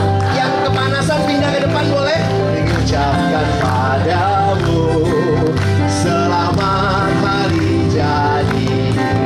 Tuhan Yesus memberkati. Kami selalu berdoa maju? Agar Tuhan dan Raja kita, oh kami mengucap syukur. Tuhan telah pimpinlah pada kayu nikah, selamat ulang tahun. Dari awal ulang tahun pernikahan. Selamat ulang tahun pernikahan kami ucapkan padamu. Oh ya, selamat hari jadi. Yesus memberkati. Kami selalu berdoa agar kau tetap setia pada Yesus Kristus, Tuhan dan Raja kita. Oh, kami mengucap abang kakak ya. Tuhanlah pimpin langkahmu pada abang kakak. Selamat ulang tahun pernikahan. Ulang tahun pernikahan ketuanya ya Bang Okto. Ini banyak perayaan ya. Silakan boleh maju. Ernie Hutasoid juga ulang tahun. Siapa saja yang merasa pernah ulang tahun maju? Udah susah kalau dipanggil satu-satu ya. Kami mengucap syukur. Tuhanlah pimpin langkahmu. Padamu kawan, padamu kawan. Selamat ulang tahun. Iya, banyak hal spesial hari ini yang Tuhan berikan. Dan secara khusus tahun ini bagi Bangsa Gala ulang tahun ke-60, ulang tahun pernikahan ke-30, dan dari mewakili kita ada Bang Daniel Ginting yang akan menyampaikan sesuatu. Ini khusus buat Bangsa Gala ya. Iya, dan keluarga dan Kak Yunika.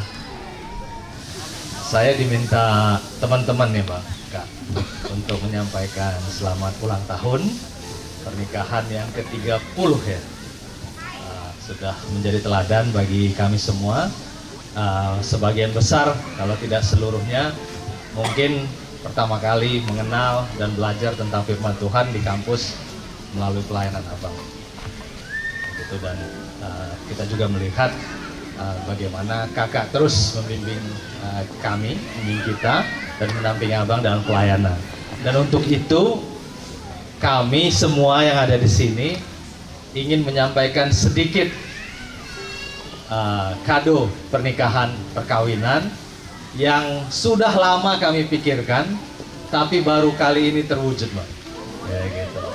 Jadi untuk itu ini jangan dilihat dari apa yang kami berikan, tapi pandanglah ini sebagai ucapan syukur kami atas pelayanan Abang selama ini, Abang dan kakak.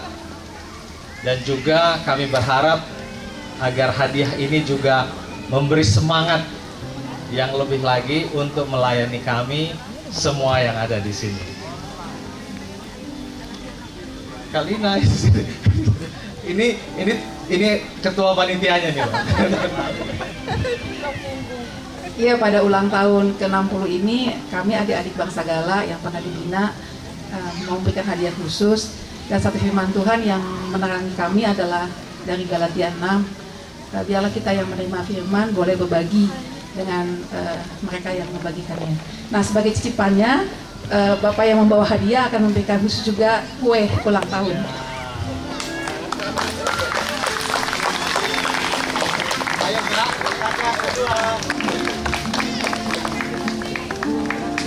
Nah, hadiahnya ada di sana, Bang. Nah, hadiahnya bersama-sama nanti kita datangin, itu yang warna hitam, Bang. Ya,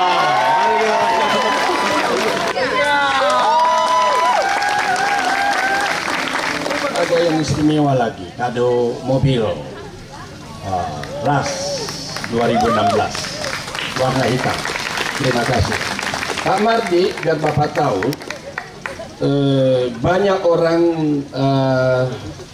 berkomentar tentang mobil saya yang sekarang, Kijang Kapsul 2001. Apalagi setelah saya menjadi pengkhotbah besar di sana sini, kata orang. Salah satu di gereja HKBP Tebet bilang begini, dari semua pengkhotbah tamu, mobil abang paling bututan. Terus saya bilang, loh, padahal itu udah saya cat ulang loh, masih paling butut ya, saya bilang gitu. Ya. Lalu kemudian waktu saya dijemput sama supir GKY, dia bilang, Pak, mohon maaf Pak ya, dari semua pengkhotbah yang di gereja GKY Sunter, salah satu pengkhotbah favorit adalah abang.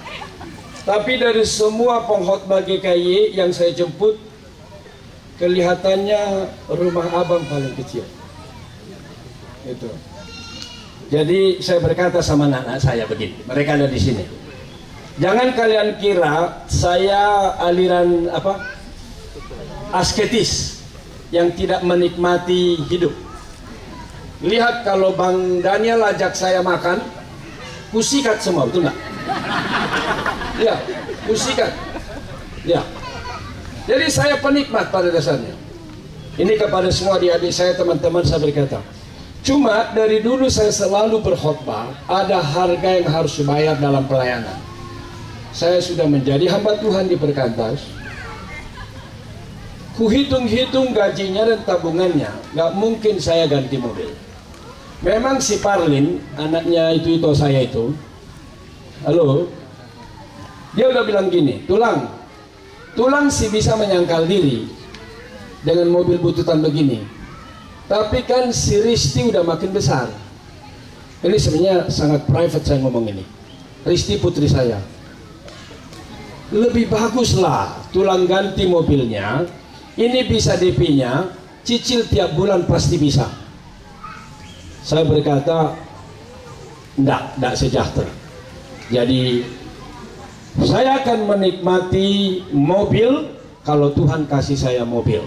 Mungkin dari kalian, nanti saya nikmati mobil apa saja. Saya bilang sama mereka, apalagi Billy kerja di minyak, Abdi kerja, dia sebentar lagi mudah-mudahan kerjain 2 orang ini. Ternyata hari ini Tuhan mau mengatakan apa? Tidak harus dari anakmu, kau melayani saya bisa kasih kau mobil. Dari lubuk hati yang terdalam, saya berterima kasih kepada Kak Lina dan semua kalian yang sudah mendukung ini. Sebenarnya saya mau bangga terus pakai mobil itu, karena saya khawatir ada alumni baru yang kurang percaya diri kalau tidak punya kendaraan bagus. Sehingga saya yang mereka tahu, beberapa orang soalnya bilang saya, Anda pengkhotbah hebat, Anda begini, Anda bisa segalanya. Nus Reimas sudah punya mobil seperti apa? Nus Reimas itu teman baik. Dia bilang begini, Bang, kalau kita melayani ibu-ibu yang jual kacang, kita pulang bawa kacang. Kalau kita melayani alumni konglomerat, kita pulang bawa cek. Karena itu tergantung abang. Dia bilang begitu. Saya berkata, saya mau tetap di Perkantas. Bang Alex, Bang Abe, Bang siapa lagi, Eliunus dan semuanya, mari kita terus melayani Tuhan Yesus yang setia melayani kita. Terima kasih Pak. Bapa di surga, segala puji syukur dan terima kasih kami persembahkan kepada Tuhan dengan hidup kami yang telah Engkau tebus dan telah Engkau panggil untuk layak melayani Engkau sebagai Tuhan yang telah mempercayakan hidup dan pelayanan ini kepada kami. Tuhan, kami bersyukur hari ini di tengah-tengah sukacita yang besar untuk menikmati segala acara di KTA 11. Kami juga bertepatan menikmati sukacita bersama dengan keluarga Bangsa Gala yang hari ini berulang tahun yang ke-30 dan juga dengan Kak Junike. Tuhan, terima kasih segala kebaikan dan kemurahan Tuhan yang telah kami nikmati darimu melalui keluarga ini, dan banyak hal yang tidak dapat kami sebutkan satu persatu betapa Tuhan telah berkarya di dalam dan melalui hidup mereka di masa lalu, saat ini, dan kami meyakini sampai masa-masa yang akan datang sampai akhir. Tuhan, kami menyerahkan keluarga ini ke dalam tangan-Mu. Kiranya Tuhan memberkati Bangsa Gala ketika telah mendedikasikan hidup kepada Tuhan bersama dengan keluarga untuk melayani Tuhan. maka sungguh kami percaya bahwa Engkaulah yang akan terus memberikan kekuatan, kesehatan, bahkan kesatuan sebagai satu keluarga, suami, istri, dan anak-anak, untuk boleh terus melakukan yang terbaik di dalam kehidupan mereka. Terima kasih Tuhan. Inilah doa dan permohonan kami. Sempurnakan di dalam nama Tuhan Yesus Kristus, Tuhan dan Juru Selamat kami yang hidup. Kami berdoa dan mengucap syukur. Amin.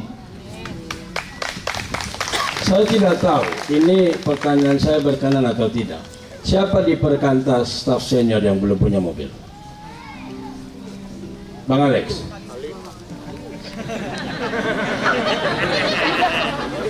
Maksud saya mobil itu saya kasih sama Bang Alex, mobil saya. Katanya kan kemarin ulang tahunnya Debbie ya. Jadi berarti hadiah ulang tahun Kak Debbie, mobil saya yang saya pakai. Oke.